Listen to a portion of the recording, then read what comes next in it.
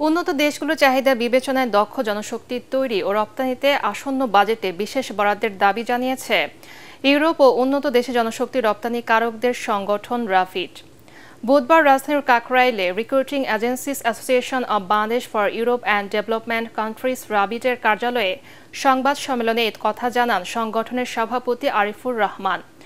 এ সময় বিদেশি ভাষা শিক্ষা ও দক্ষ জনশক্তি তৈরিতে প্রবাসী কল্যাণ মন্ত্রণালয়ের সাথে সমন্বিতভাবে কাজ করার কথাও জানান তিনি।